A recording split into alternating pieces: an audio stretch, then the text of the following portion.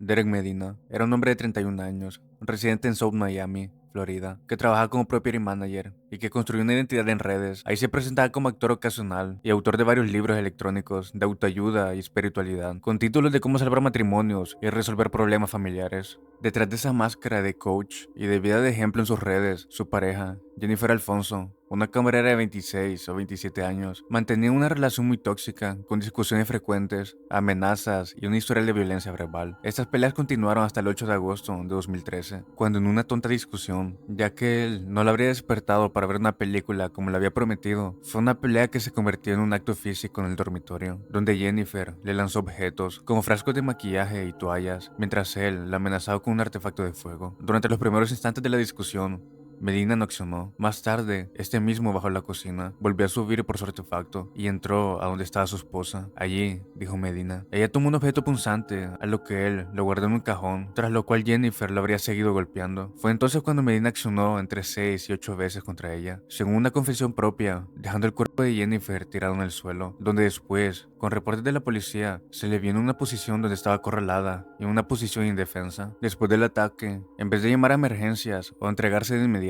Medina sacó su teléfono, tomó una fotografía del cuerpo. En estas fotos, ella parecía vestida de negro, con líquido corriéndole por el brazo y la cara. Acto seguido, la subió a su perfil de Facebook. Junto a esa imagen, escribió un mensaje que parecía una confesión, donde decía que probablemente iría a prisión o recibiría la pena capital por quitarle la vida a su esposa. Ahí afirmaba que ella lo había golpeado y que ya no iba a soportar ese supuesto abuso, y pedía a sus contactos que lo entendieran, adelantando que lo verían en las noticias. Durante varias horas, todos los contactos de Medina comentaron la foto, como si fuera una broma, mientras que la foto se hacía viral gracias a las personas que lo compartían. 5 horas después, Facebook eliminó la imagen, pero para ese entonces ya estaba en todos lados. La razón por la cual Medina subió esta foto fue porque de alguna manera buscaba justificar sus acciones y asegurarse que la foto llegara lejos. Durante el juicio, mencionó que llevaba 3 años de maltratos por parte de Jennifer y que la foto y el texto en Facebook era una especie de despedida y una explicación a su círculo social, explicando que se había visto forzado a quitarle la vida a su pareja. Después de publicar la foto, Medina no huyó, simplemente se cambió la ropa y fue a la casa de sus familiares para confesar lo que había hecho, y luego se presentó por su propia cuenta en la comisaría. Allí, según relatan los informes, dijo al empleado de la recepción que había accionado contra su esposa. Los agentes acudieron al domicilio, encontraron el cuerpo de Jennifer y sacaron ilesa a la hija de 10 años de ella. Esta se encontraba en la casa durante el crimen. Aunque nunca presenció la escena directamente, Medina fue detenido ese mismo día, inicialmente acusado de ataque en primer grado. En febrero de 2016, un juez de Miami lo condenó a cadena perpetua, con posibilidad de libertad condicional después de 25 años, sentencia que más tarde fue confirmada en apelación, lo que significa pasará la mayor parte de su vida en prisión.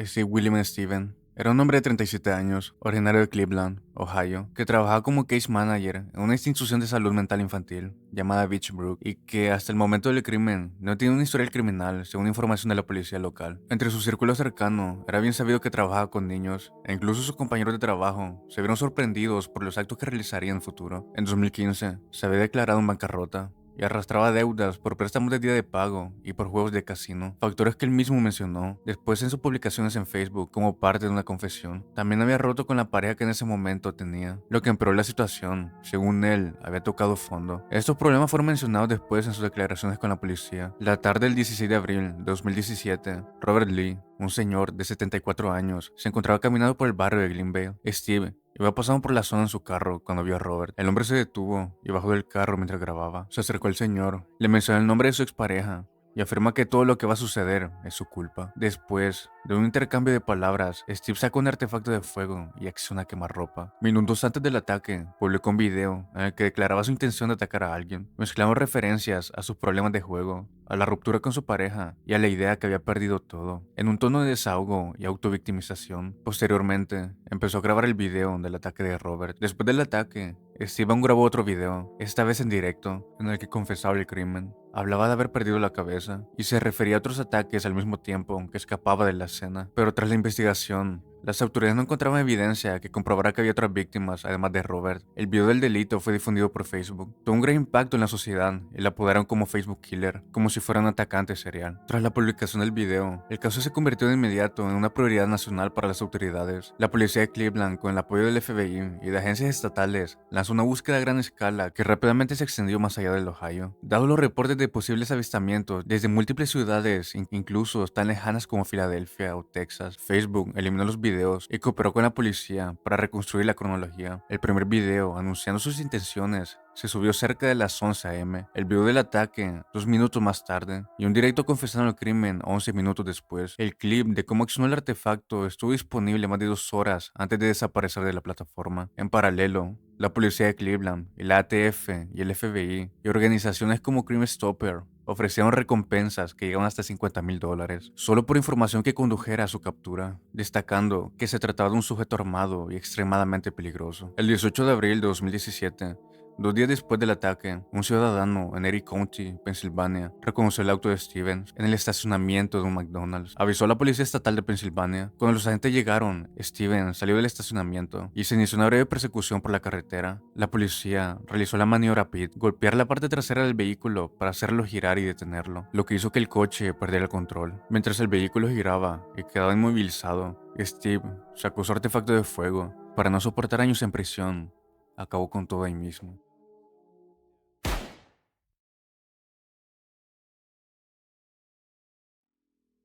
El 26 de agosto de 2015, durante una transmisión en vivo del noticiero local WDBJ7 en Moneta, Virginia, el ex reportero Bester Lee tenía 41 años, había trabajado en esa estación unos años antes y había sido despedido en 2013. Después de múltiples conflictos con compañeros y superiores, estos lo describían como un compañero problemático, con explosiones de ira y una larga historia de quejas internas por tratos discriminatorios. De acuerdo con su formación, era un periodista contradictorio en varias cadenas locales del sur de Estados Unidos y graduado en radio, televisión por la San Francisco State University. Es decir, alguien que conocía bien la televisión y el impacto. Lee iba presentando un comportamiento agresivo que dejaba entrever las consecuencias que sus actos traerían. En un manifiesto de 23 páginas que envió por Fox a ABC News poco antes del ataque, Lee se presentaba como víctima de racismo, homofobia y acoso en distintos trabajos, y afirma que el ataque en la iglesia de Charleston fue el punto de quiebre que lo llevó a decidirse terminar con todo. En ese documento escribe frases de tipo: he sido una mecha humana esperando explotar, y afirma que Jehová le habló y le dijo que actuara, mezclando referencias religiosas, victimismo personal y una especie de lógica de justicia por mano propia. También manifiesta admiración por atacantes como el de Virginia Tech y los atacantes de Columbine, lo que sugiere que buscaba el mismo reconocimiento. Aunque su texto menciona el racismo como un tema central, las autoridades señalaron su conducta que era profundamente contradictoria, ya que él mismo admite haber tenido actitudes racistas hacia blancos, negros y latinos, debido a que el odio que motivó a sus acciones era algo generalizado. Fue entonces que Lee seleccionó el lugar para hacer su ataque. Quería convertir el acto en un espectáculo, controlando tanto el punto de vista televisivo como el propio punto de vista del atacante. Mientras Allison entrevistaba a la representante de la Cámara de Comercio local, Vicky Gardner, y Adam grababa con la cámara de la estación,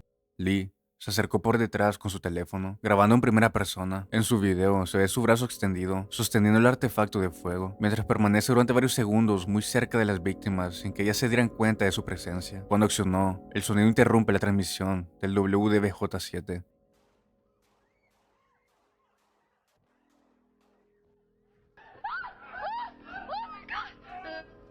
Okay, not sure what happened there. We will, of course, let you know as soon as we. Se escuchan varias acciones. La cámara de Ward cae y se ve un breve plano descontrolado y muchos sonidos. La señal vuelve al estudio sin que los conductores sepan en ese instante qué ha ocurrido exactamente. Minutos después, Lee sube a Twitter y a Facebook el video, grabado desde su propio teléfono, editado para mostrar con claridad cómo apunta directamente a Allison y cómo acciona mientras ella intentaba huir. Según los reportes, los videos fueron retirados de sus redes al poco tiempo, pero se difundieron con rapidez, se descargaron y reaparecieron en múltiples plataformas. La razón detrás de por qué grabó se puede hacer la especulación gracias a publicaciones en sus redes sociales justo después del ataque, donde mencionaba que Allison Parker y Adam Ward lo habían maltratado en la estación y grabó el video como una señal de venganza, reforzando la idea de que el ataque era a sus ojos una respuesta a injusticias laborales y discriminación. Después del ataque, se inició una persecución intensa que abarcó varias locaciones de Virginia. Lee huyó en su vehículo mientras seguía comunicándose con distintos medios. Llamó a la cadena ABC News para confesar el ataque y afirmar que la policía lo estaba buscando por todas partes. Y en paralelo, la policía distribuyó su fotografía y emitieron alertas en autopistas. Cerca del mediodía, la Policía Estatal de Virginia localizó su coche en la Interestatal 66, después de que las cámaras de tráfico y varias personas ayudaran a identificarlo. Cuando los agentes intentaron detenerlo, Lee aceleró y se produjo una breve persecución hasta que perdió el control del vehículo y salió de la carretera en el condado de Fauquier antes de que la policía pudiera aproximarse para arrestarlo. Sin salida alguna, utilizó su propio artefacto de fuego y así acabó con todo.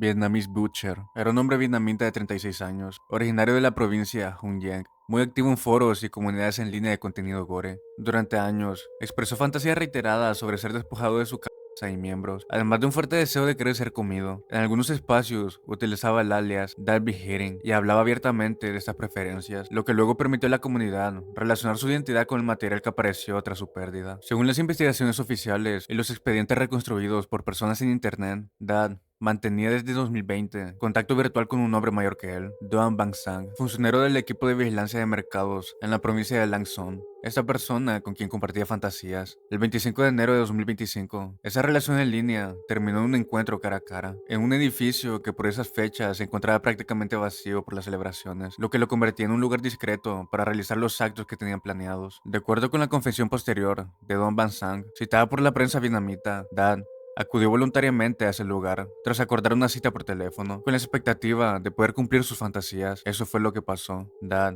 perdió la vida. Fue despojado de las partes de su cuerpo.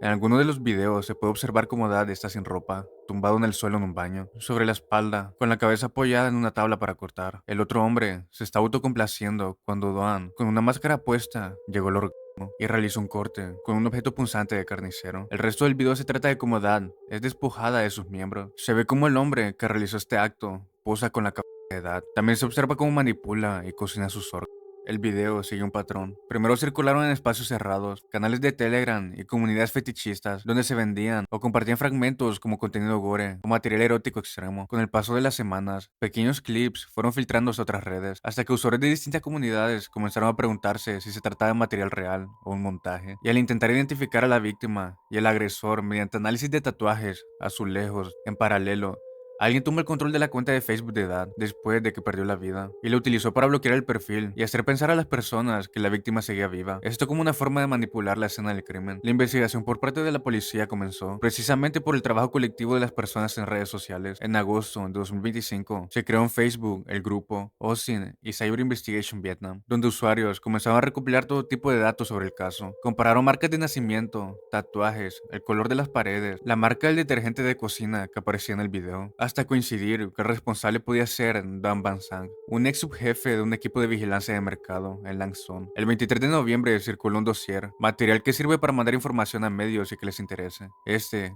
contenía 88 páginas, que sintetizaba estas investigaciones y señalaba directamente a Sang como principal sospechoso. Documentó que se viralizó dentro y fuera de Vietnam y ejerció presión para que las autoridades llevaran a cabo la investigación. Gracias a esto, la policía abrió la investigación y el 2 o 3 de noviembre de 2025, la policía de la provincia de Lang Son anunció la detención de Don Van Sang, de 57 años, imputado por el ataque de Dad.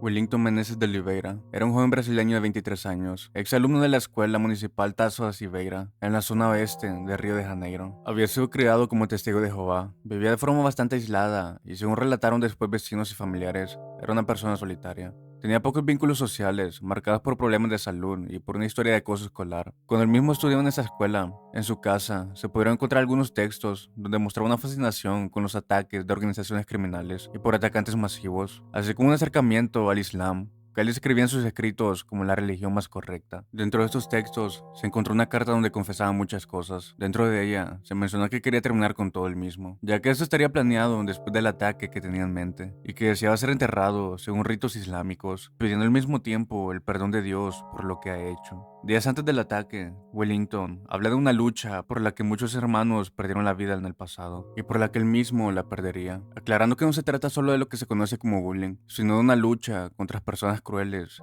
cobardes, que se aprovechan de la bondad y de la debilidad de quienes no pueden defenderse. A lo largo del video, se le vació en la misma pose que el atacante de Virginia Tech. En diversas fotografías se le había apuntado artefactos de fuego directo a la cámara. Entonces, llegó el 7 de abril de 2011. Wellington regresó a Santiago Escuela con un plan perfectamente calculado. Entró bien vestido, portando una mochila y dos artefactos de fuego. Se identificó como exalumno que venía a ofrecer una charla o participar en un acto escolar, y así hizo que el personal lo dejara entrar. Subió al primer piso y se dirigió a un aula de octavo grado, donde se impartía una clase de portugués. Allí, sin decir ninguna palabra, comenzó a accionar a corta distancia contra los estudiantes, mayoritariamente niñas y adolescentes de entre 12 y 14 años, a quienes alineaba y acababa con ellos con un tiro en la cabeza. Luego salió al pasillo, siguió accionando en otras salas y llegó a abrir fuego cerca de 60 o más veces. Cuando la policía llegó, se pudo hacer el conteo de 12 personas sin vida, cerca de 20 heridos y varias personas en estado grave. El hecho quedó filmado por las cámaras de seguridad de la escuela. Por su parte, captaron únicamente la escena que se desenvolvía en los pasillos, donde se muestra alumnos corriendo.